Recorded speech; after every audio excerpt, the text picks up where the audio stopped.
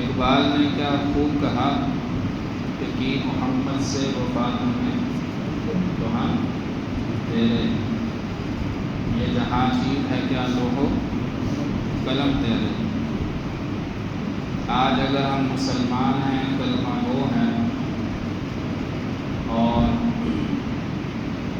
اللہ کے آخری نبی صلی اللہ علیہ وسلم سید الانبیاء خاتم الانبیاء صلی اللہ علیہ وسلم کی امت ہے، تو یہ صدقہ ہے کس کا؟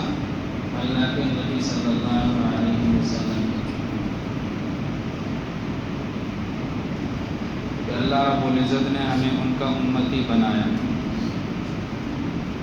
اور یہ کلمہ ہمیں پیدا ہوتے ہی دنیا میں آنکھ کھلتے ہی ہمیں یہ کلمہ نصیب فرمایا، اور اللہ اسی طرح آنکھ بند ہوتے بھی یہ کلمہ نصیب فرمایا، کیونکہ اگر ابتدا بھی کلمے سے ہے تو امید ہے کہ اللہ کی ذات انتہا بھی کلمے پہ ہی فرمائے۔ لیکن دنیا دارالاسباب ہے، جدوجہد، کوشش اور محنت کی جگہ ہے۔ اس دنیا میں کچھ حاصل کرنے کے لیے، کچھ پانے کے لیے، یا آخرت میں اس دنیا کی بنیاد پر کچھ حاصل کرنے کے لیے محنت کی ضرورت ہے۔ پورے قرآن پاک میں اللہ رب العزت نے آمنوا وعملوا الصالحات فرمایا کہ ایمان لاؤ اور اس کے بعد نیک اعمال بھی کرو۔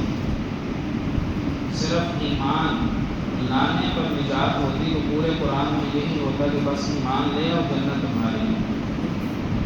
تم نے لا الہ الا اللہ محمد الرسول اللہ کا اقرار کر دیا، اب جنت کے مالک تم ہو۔ لیکن پورے قرآن پاک میں کسی جگہ بھی آپ کو ایمان کے بعد عمل صالح کی شرط نظر، وہ ایسی جگہ نہیں ملے گی جہاں عمل صالح کی شرط نہ ہو۔ ایمان عمل صالح، ایمان عمل صالح، ایمان لاؤ نیک اعمال کرو، ایمان لاؤ نیک اعمال کرو، جنت میں داخل ہو۔ اور نیک اعمال بھی کس کی توفیق سے ملتے ہیں جی؟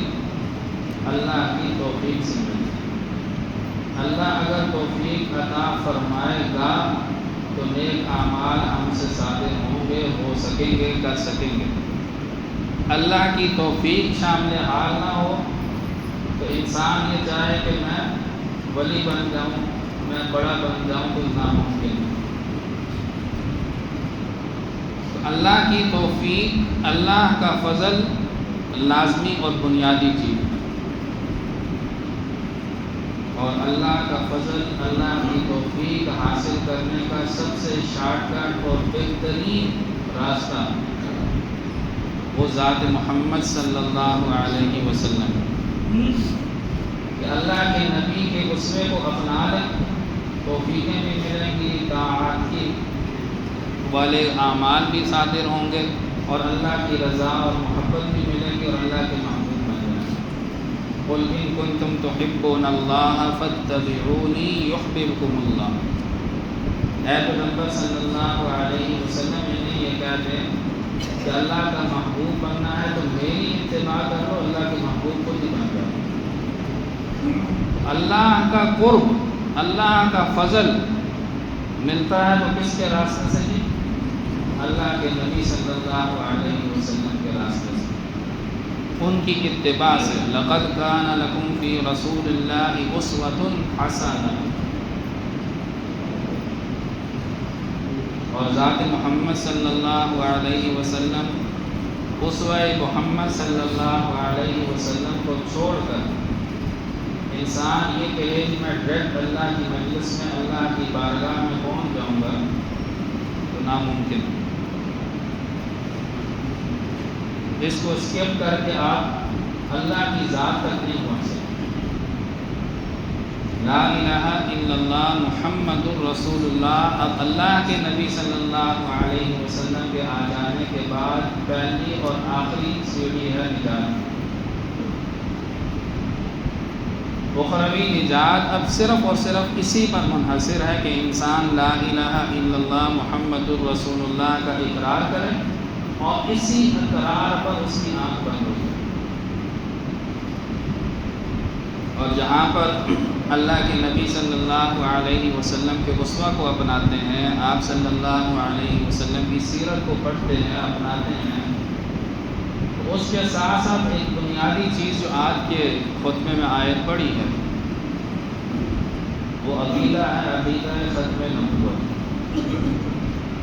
کہ اللہ کے نبی صلی اللہ علیہ وسلم کے بعد اب قیامت تک کسی بھی حیثیت میں کسی بھی طرح کسی بھی انسان نے نبی بن کر نہیں آنا۔ جو یہ دعویٰ کرے وہ کذاب ہے، وہ جھوٹا ہے، اس سے بڑا کذاب نہیں، اس سے بڑا جھوٹا نہیں۔ دلیل مانگنا تو دور کی بات ہے، اس لیے علماء اکرام نے لکھا ہے کہ اگر کوئی نبوت کے دعوے دار سے اس کی نبوت کی دلیل مانگے تو وہ دلیل مانگنے والا بھی کافر ہو جائے گا۔ کیوں کہ دلیل کی ضرورت ہی نہیں، دلیل تو اس سے مانگی جاتی ہے جو صحیح غلط جس کا پرکھنا ہو، کہ بھائی یہ صحیح ہے، اس کی دلیل دیکھیں تو پھر مان لیں کہ واقعی یہ صحیح ہے۔ لیکن جب اللہ نے خود قرآن میں نازل کر دیا کہ ما کان محمد ابا احد من رجالکم ولکن رسول اللہ وخاتم النبیین، بھائی نبیوں کے خاتم، اب ان کے بعد کسی بھی حیثیت میں کسی بھی طرح کسی بھی انسان نے نبی بن کر اس دنیا میں نہیں آنا، تو اس کے بعد دلیل کی گنجائش ہی نہیں رہتی کہ ہم کسی سے دلیل مانگتے رہیں بھائی تمہاری نبوت کی دلیل کیا ہے۔ اس لیے علماء کرام نے یہ لکھا کہ نبوت کی دلیل مانگنے والا بھی کیا ہو جائے گا؟ کافر ہو جائے گا۔ کیوں کہ وہ اس شک میں ہے کہ پتہ نہیں شاید اس کی دلیل مضبوط ہو تو ہم مان لیں کہ باقی اللہ کا ہے۔ اور یقین مانیں اس وقت اس عقیدے کی حفاظت کے لیے اپنی نسلوں کے دل و دماغ میں یہ چیز بٹھانے کی انتہائی اشد ضرورت ہے۔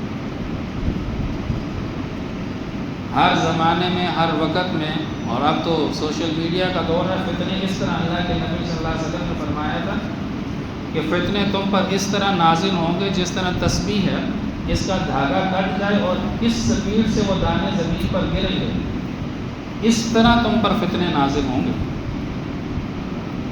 اور فتنوں سے حفاظت صرف اور صرف دامن مصطفیٰ صلی اللہ علیہ وسلم، اس دامن سے جتنے مضبوطی سے جڑے رہیں گے اتنے ہی فتنوں سے بچے رہیں گے۔ کیوں کہ اللہ کے نبی صلی اللہ علیہ وسلم نے خود فرمایا کہ قرب قیامت میں جب دجال آئے گا تو وہ ساری روئے زمین پر پھرے گا، ساری، دجل کہتے ہیں دھوکے کو، دجل کہتے ہیں فریب کو۔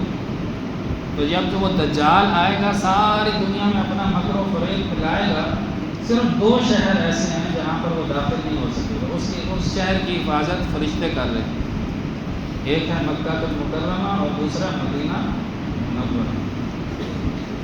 یعنی جو دامن مصطفیٰ سے جڑا ہوا ہے، جس کا اس کے ذریعے سے اللہ کی ذات کے ساتھ تعلق مضبوط ہے، انشاءاللہ ان کو کوئی دجال، کوئی دجل، کوئی فریب، کوئی فتنہ ان کو نقصان نہیں پہنچا سکتا۔ تو اس لیے دجال آئیں گے، کذاب آئیں گے، جھوٹے دعوے دار آئیں گے،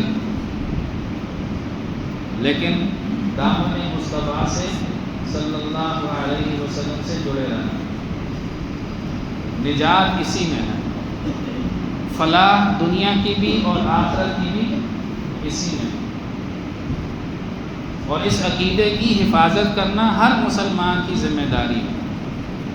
ہمارے بڑوں نے محنت کی، آج 50 سال پورے ہو رہے ہیں، اور یہ اعلان کروا دیا کہ ما کان محمد ابا احد من رجالکم ولکن رسول اللہ وخاتم النبیین، کہ بھائی اس آیت کے نازل ہو جانے کے بعد جو آدمی جس طریقے سے بھی جس حیثیت میں بھی دعویٰ کر رہا ہے وہ کذاب ہے، وہ جھوٹا ہے، اس پر کبھی یقین نہیں کرنا۔ اسی لیے آپ کے آئین کے اندر بھی یہ لکھا گیا کہ یہ قادیانی کیا ہے؟ غیر مسلم ہے، اور وجہ اس کی یہ ہے کہ یہ لوگ دھوکہ دیتے ہیں۔ یہودی اپنے آپ کو یہودی کہتے ہیں کہ میں یہودی ہوں، سب کے سامنے اعلانیہ مانتا ہے کہ میں یہودی ہوں۔ عیسائی سب کے سامنے اعلانیہ مانگے گا کہ جی میں عیسائی ہوں۔ بدھ مت والا مانے گا کہ میں بدھ مت ہوں، یا ہندو مانے گا کہ میں کیا ہوں؟ ہندو ہوں۔ لیکن یہ لوگ لباس مسلمان کا اوڑھتے ہیں.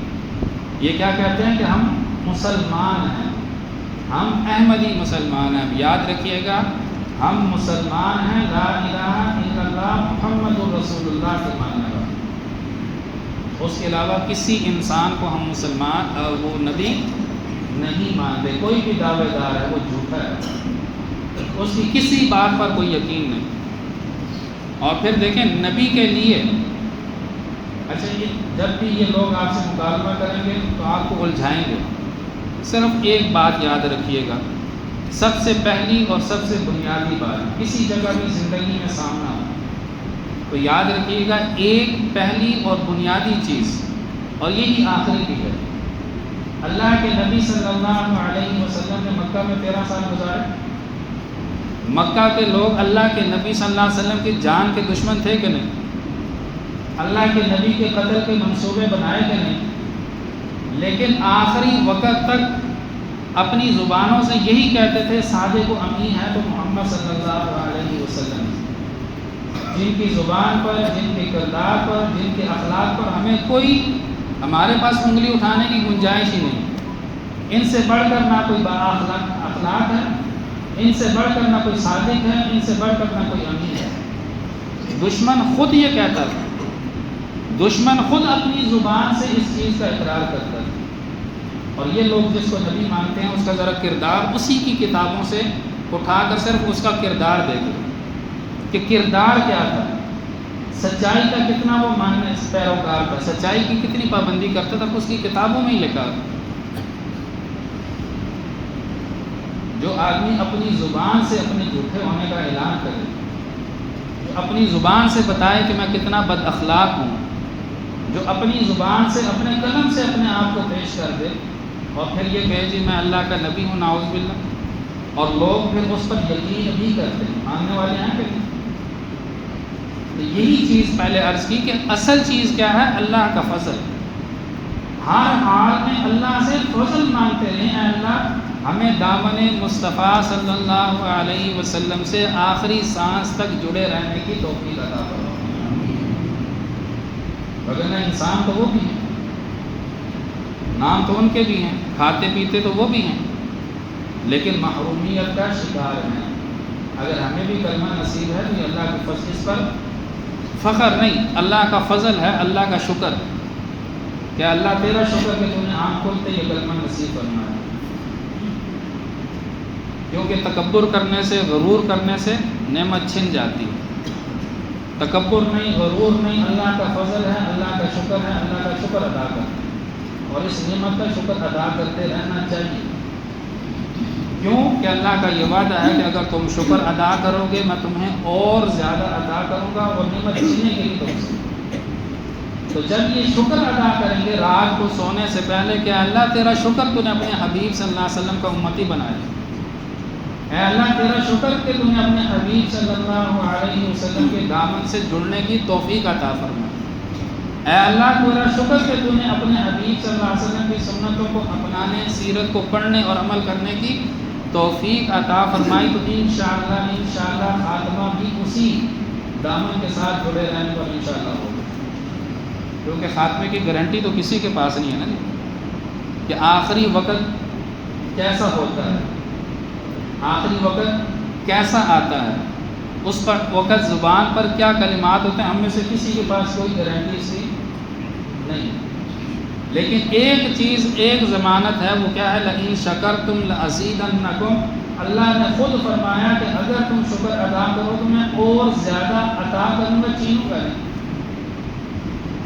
وَلَئِن كَفَرْتُمْ إِنَّ عَذَابِي لَشَدِيدٌ. اور اگر تم ناشکری کرو گے تو پھر یاد رکھنا کہ میری پکڑ بڑی سخت ہے. تو اس لیے جہاں پر ہم نے اس عقیدے کی حفاظت کرنی ہے اور یہ عقیدہ اپنی نسلوں کو منتقل کرنا ہے، ان کے دل و دماغ میں اچھے طریقے سے بٹھانا ہے. کیونکہ ہم تو گزر گئے، ہم نے جو زندگی گزاری، جس طریقے سے جس وقت میں پیدا ہوئے وہ اور وقت تھا. اب جو دور ہے یہ اور دور ہے. ایک ایک ویڈیو، ایک ایک چھوٹا چھوٹا کلپ بھی انسان کے دل میں کیا ہو جاتا ہے؟ وسوسہ پیدا کر دیتا ہے، شک پیدا کر دیتا ہے. اور اللہ نے 1400 سال پہلے قرآن میں نازل کر دیا الذی یوسوس فی صدور الناس من الجنۃ والناس، کہ انسانوں کی شکل میں بھی وہ لوگ ہوں گے جو انسانوں کے دلوں میں وسوسے پیدا کریں گے، شکوک و شبہات پیدا کریں گے۔ آپ کے سامنے ہی ہے نا، اسی سوشل میڈیا پہ ایسے ایسے لوگ سامنے آتے ہیں جو نعوذ باللہ اللہ کے نبی تو بات کی بات اللہ کی ذات سے ہی کیا ہے انکاری ہیں کہ بھائی اللہ کا وجود ہی نہیں، ملحد، الحاد کے قائل، الحاد کے ماننے والے۔ تو وجہ کیا ہے کہ ہم نے دامن مصطفیٰ صلی اللہ علیہ وسلم کو مضبوطی سے تھاما ہی نہیں، وگرنہ وہ بھی تو صحابہ انسان ہی تھے نا